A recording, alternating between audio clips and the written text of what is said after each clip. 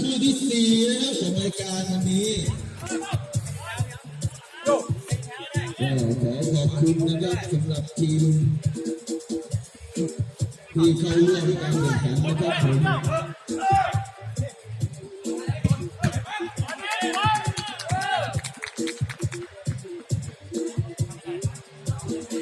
คู่ที่สี่นะครับวันนี้ก็เป็นการแข่งขันระหว่างทีม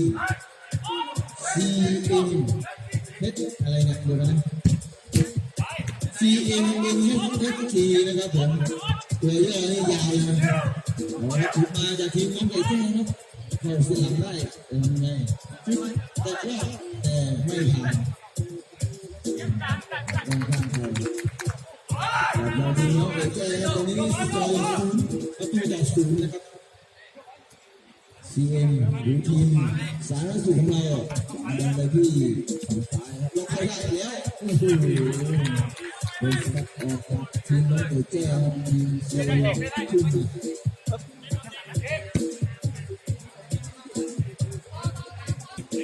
ในตลาดกองแข่งนะครับของดีทีมนะครับครั้งที่2นะครับอันดับหนึ่งของเราคือน้องเจด้าจีโอแมนนะครับอันดับ2 CN NHFC นะครับคะแนนอยู่ที่6คะแนนได้กันนะครับหลังที่1ที่2แต่ผลได้นะครับเป็นเสียต่างกัน3ลูกอันดับ3เบต้า FC มีคะแนนอยู่3คะแนนอันดับ4 KT Mobile 3คะแนนเหมือนกันผลต่างได้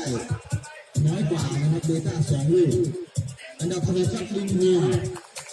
3 3 แต้มบวก 1อันดับ7วิกตอรี่นะครับ3 แต้มไม่มีลูกได้ลูกเสียนะครับอยู่ที่0อันดับ8เจ๊แจ้นะครับลบ1มี3 แต้มนะครับอันดับ9นะครับน้องวีกัส0 คะแนนอันดับ10แบ็คแบล็กบิด0 คะแนนอันดับ11ดิวชั่นแมน0 คะแนนนะครับตามนั้นเดี๋ยวเราจบคู่แห่นะครับตารางคะแนนตารางแข่งนะครับก็จะออกทุกวันศุกร์นะครับผมจะทำนะครับให้ทุกคน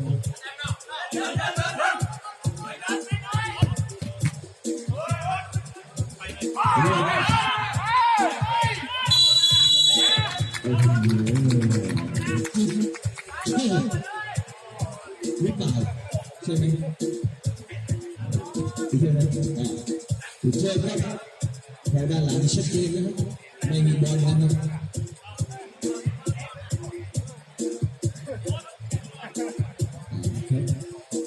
GM ไทยลีกครั้งที่ 2นะครับผู้สนับสนุนหลักนะครับสนามหญ้าเทียมล็อกเก็ตอารีนา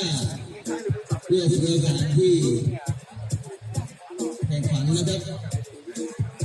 ผู้สนับสนุนรายที่ 2ครับ CM คาวอสาขาสันทรายหน้าเทศบาลสันทรายนะยืนเยื้องกับโต๊ะสนุกนะครับเข้าไปใช้บริการได้ทุกที่มีที่นี่เอ็มคาวอสาขาสันทรายนะที่ 3นะครับร้านกาแฟแฮงคอฟฟี่นะครับของที่เลขของเรานั่นเองนะครับเลขซ้ายนะครับทุกคนใครวิ่งเลขก่อนมาก็จะรู้จักเลขซ้ายนะครับเปิดหลายร้านนะร้านอุปกรณ์เครื่องหนังนะครับอยู่ในร้านกาแฟโอ้โหเข้าไปร้านที่ 4นะร้านนมสปอร์ตร้านนี้นนท์นะครับสำหรับใครที่ไม่มีเสื้อทีมกางเกงชุดหรือชุดทำงานนะครับที่จะสกรีนหรือพิมพ์ลายนะติดต่อทางร้านนนท์สปอร์ตได้นะครับผมทางร้านมีโปรโมชั่นหลากหลายให้ท่านนะครับติดต่อได้ที่ร้านนนท์สปอร์ตทุกสาขานะครับแล้วก็เรียกไปนะครับอีก1ร้านนะครับร้านผู้สนับสนุนก็ร้านยาตีข้าวห่อใบตอง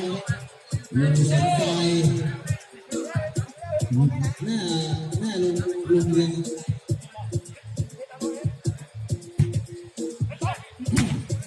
ร้านข้าวห่อนะครับไปอยู่ตรงโรงเรียนสันทรายวิทยาคมนะครับเป็นโรงเรียนประถมนะก็ไปใช้บริการกันได้นะครับข้าวเช้าแล้วก็เหนียวนะครับชุดเริ่มแรก1 หน้า 25 บาท2 หน้าไปถามดีดึงถามมา3 4 หน้าทำข้าวห่อด้วยนะครับข้าวเหนียวห่อได้เยอะครับรับประกันได้เยอะแน่นอนร้านตีข้าวห่อใบตองนะครับอีก1 ร้านครับน้องกรนะครับน้องกรดอกไม้สดสวนปลูกเองเชียงใหม่นะครับแล้วก็อุดหนุนได้นะครับสั่งได้จากเพจน้องกรนะครับเพจดอกไม้นะหรือว่าเฟซบุ๊กโดยตรงนะครับกรดอกไม้สดปลูกเองเชียงใหม่นะครับขายดอกไม้ทุกชนิดนะดอกไม้ตกแต่งร้านต่างๆให้แฟนให้เพื่อนนะครับในเวลาโอกาสของเช้าเราสามารถสั่งที่ร้านกรดอกไม้สดปรุงยังเชียงใหม่ได้เรามาชมต่อนะครับในครึ่งแรกระหว่างทีม CM NHFC นะครับกับทีมเจ๊เจ๊ตอนนี้สกอร์อยู่ที่1-0นะครับ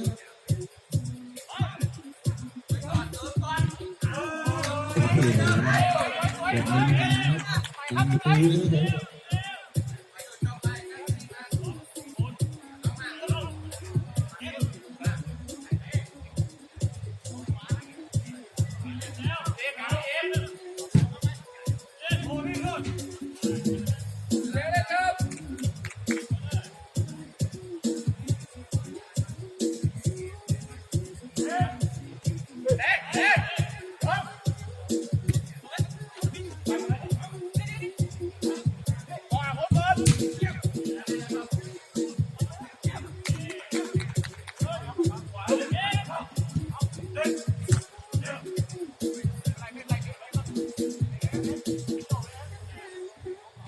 เอ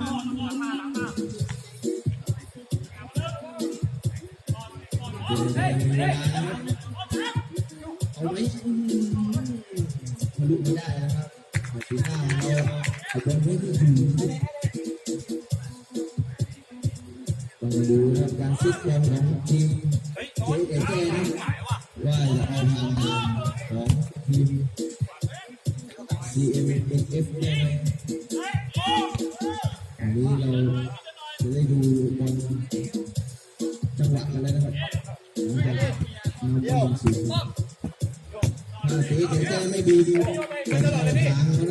เขาจะช็อตถึงด้านหลังเลยนะสไตล์นะดูสไตล์การช็อตของเราตัวกับวิ่งเขาได้ดีเข้ากูก็ไม่ได้เราจะนำอยู่บอกเลยมีช่องอะไรเราจะมีช่องอะไรจะจ่ายไหมได้ไหมนิดเดียว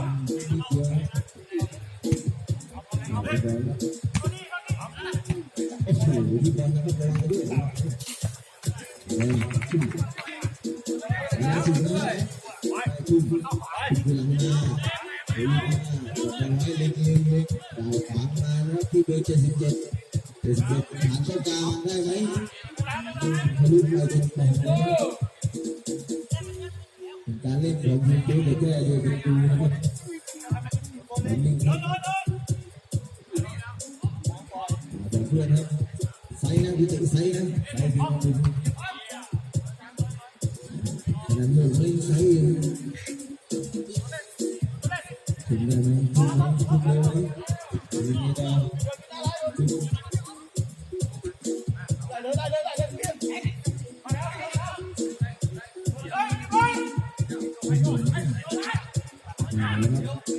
บอลเล่นกับบอลได้นะ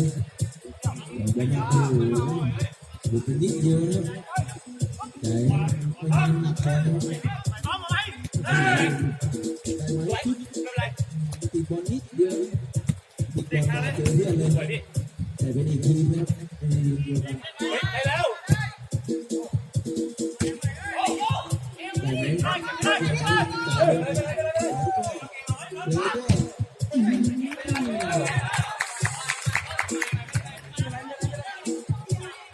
วันนี้ต้องยกซ้ายยิงขวาถึงกับผมไม่ยิงขวาไปเลยไม่เข้าสุดครับเปิดไม่ได้ไหมโอ้โหสีหน้าบอกเลยดูเลยนะทำนี่ดูเลย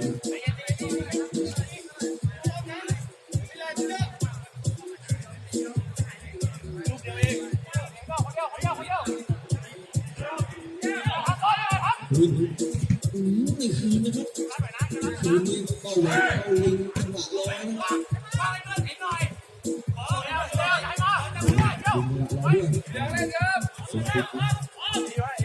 ไปแค่ได้ทุกที่เรายิบที่เราได้ไหมจิ้มออกไปโดยเบอร์สี่นะเราทุกคนในดิบมันก็จะเป็นรู้หน้ารู้ตารู้จักกันนะเยอะนะเพราะว่าเล่นดีของเชียงใหม่มาด้วยกันแค่ทุกอาทิตย์ทุกวันเจออาทิตย์วันแล้วแต่ว่าใครจะชวนใครก่อนนะ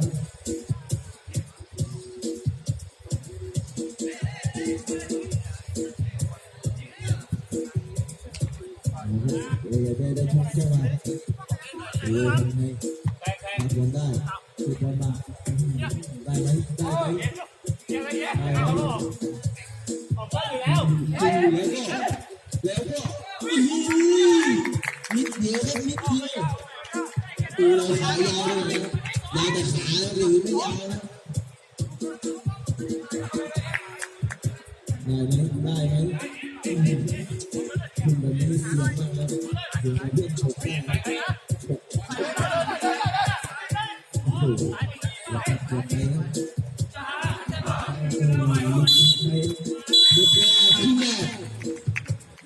จิบน้ำจิบท่า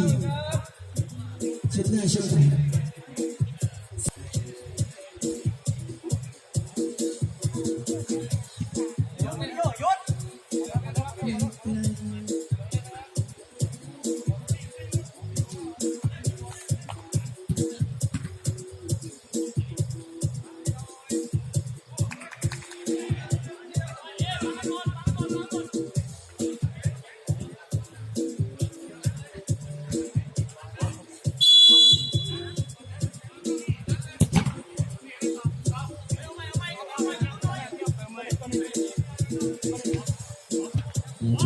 ต่อให้เดี๋ยวเราแก้เปลี่ยนสูตรได้ไหมได้ไหมนิดหนึ่งจะได้ไหมได้ไหมได้ไหมโอเคครับต่อวันนี้ครับจบได้คือดีครับแต่ไม่เข้ายังดีไม่พอ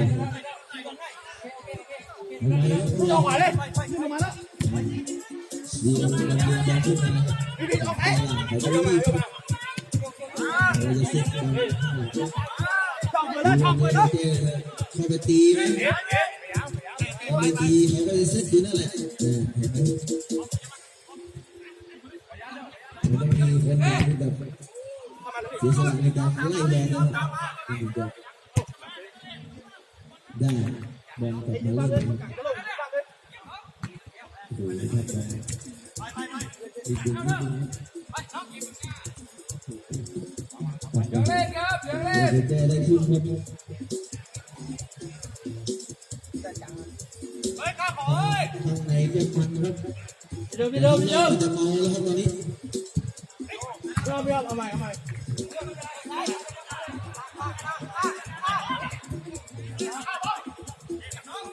ผู้สุดท้ายของวันนี้นะครับน้องมีกันนะครับ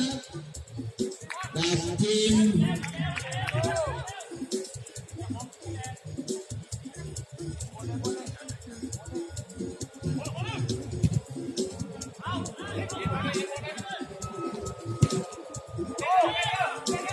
เวกัสจากจุดนักเทปนะครับเสื้อสีเหมือนกันหรือเปล่าคุณเป็นสีอะไรวันนี้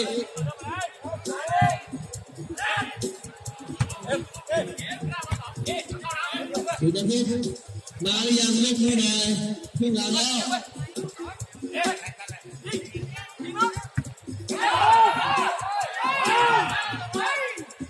คุณจะพูดพอกันหรือยังครับจุดนี้ครับยกมือหน่อยครับมาแล้วยกมือหน่อย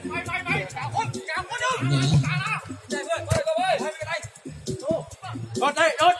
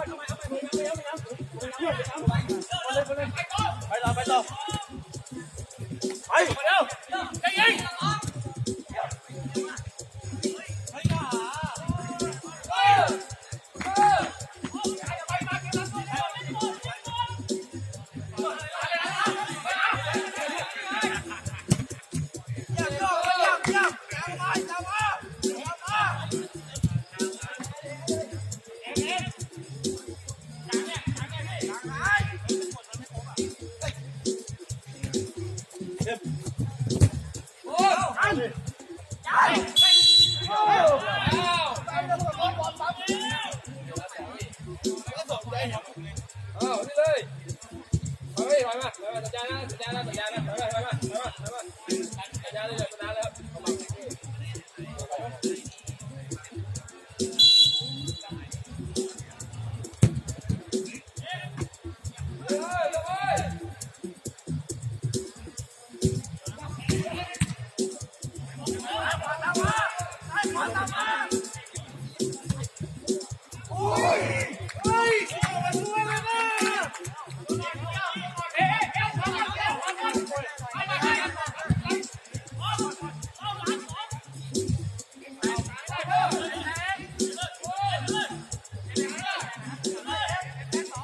โดนมาโดน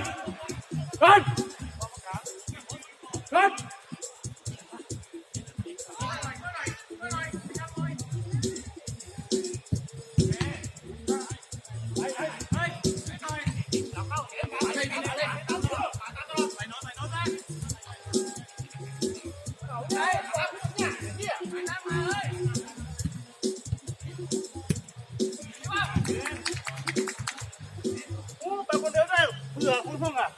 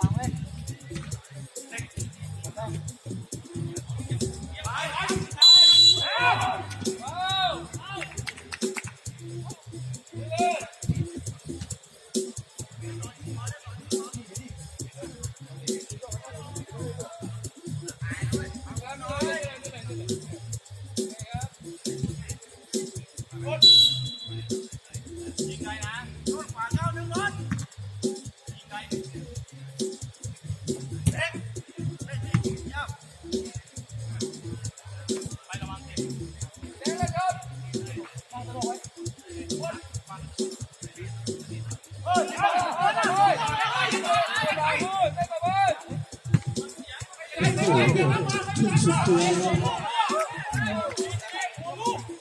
ผู้ชายขายก๋วยเตี๋ยวนะครับ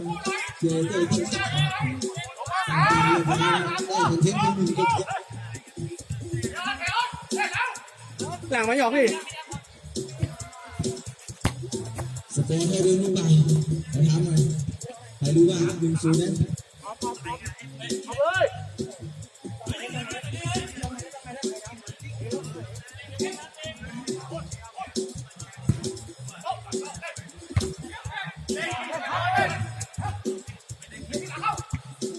ข้างในมีเก้าอี้ให้นั่งนะครับเชิญข้างในได้ครับ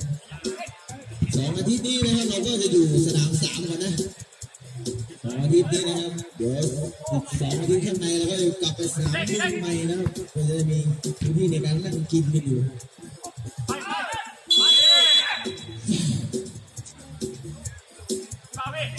บอลไปได้บอลเข้าไป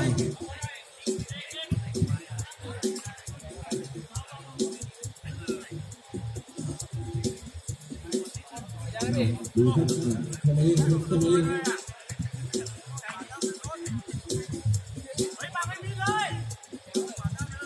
ดูลูกสื่อกันลูกสื่อดู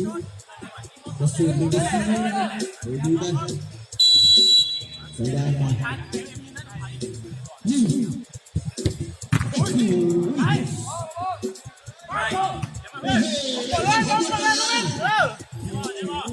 ว่าจะมีใครบังกล้องหรือเปล่านะถ้าไม่มีใครบังกล้องไม่ได้แน่นอน เลือดกระเดานะครับรอดนะโอเคลองด้วยลองด้วย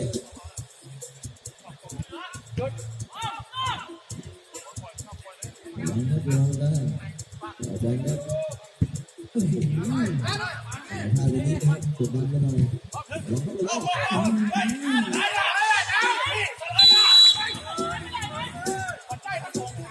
่ได้เตรียมนะครับระวังด้วยระวังด้วยไม่ได้เตรียมนะครับระวังด้วยสไลด์เปิดเพลงนะครับตามกติกานะครับอันตรายนะครับอันตรายนะครับกรรมการจะดูกันนะครับว่าถ้าเกิดเสียเปรียบไม่เพิ่งไปทะเลาะกับกรรมการนะครับเดี๋ยวกรรมการให้เองนะครับถ้าทะเลาะกับกรรมการเหลืองอย่างเดียวนะครับระวังด้วยระวังด้วยกรรมการเขาไม่เหยียบด้วยแล้วเราไปเหลืองเราไปแดงเหยียบแทนนะระวังด้วยอย่าแจกอะไรให้กรรมการผมนะผมจะจับติดคุกเลยนะครับอย่าผมจะได้เพื่อนผมจะจับติดผมโดยปริยายนะว่าปริยายมันย่อมไม่ถูกยากนะ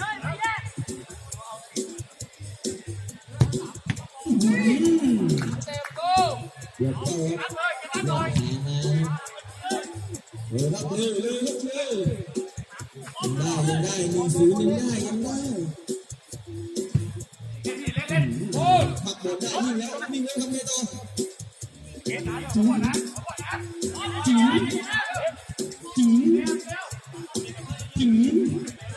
แล้วก็โอ้โหพยายามจะยืดหลอกแล้วไปเองนะได้ไหม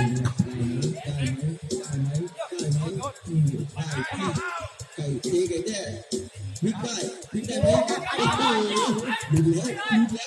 ต่อออกหลังเลยนิดเดียววันนี้เจ๊ไก่แด้เริ่มเนี่ยด้วยพลังใจช่วยเอาถึงแต้มกลับคืนมาก่อนโอ้โหยาวนิดนึงได้อยู่ครับได้ไหมเดี๋ยวไม่เป็นหักเพราะไม่เป็นใจนะครับตรงกลางครับโอ้โหเสียบอลไปเองนะครับจังหวะนี้ตัดนะครับรีบนะครับตอนนี้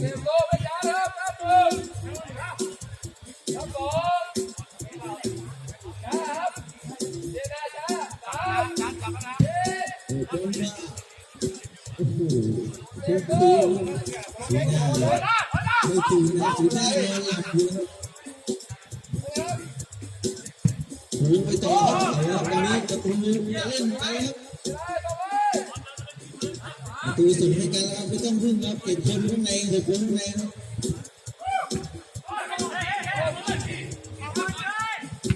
โอ้โหประตูสูงนะครับเปลี่ยนวิธีการเล่นครับสูงครับตัวเล่นนะครับต่างกันเยอะเลยปาดเข้ามาโอ้โหดูนะครับเพื่อน2 คนนะครับไม่ทันคุณไปครับทุกคนมาทีมเจ๊ไก่แจ้ครับเล่นอย่างต่อเนื่องครับเนื่องจากตาม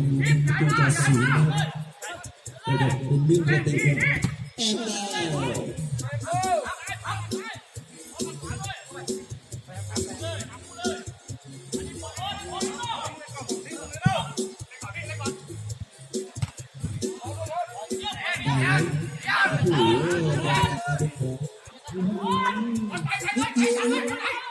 นิดเดียวครับตอนนี้ทีมเจ๊ก็จะตั้งหลักได้นะครับดูว่าจะได้ประตูเมื่อไหร่นะครับปีสุดท้ายพูดไม่ทันขาดคำเลยโอ้โหลูกนี้ง่ายๆเลยครับ3 เหลี่ยมเน้นๆ2 ประตูต่อ 0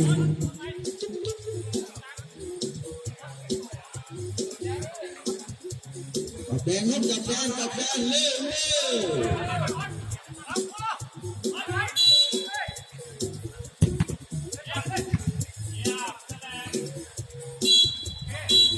หมดเวลาการแข่งขัน ขอโทษขอโทษขอบคุณกันด้วย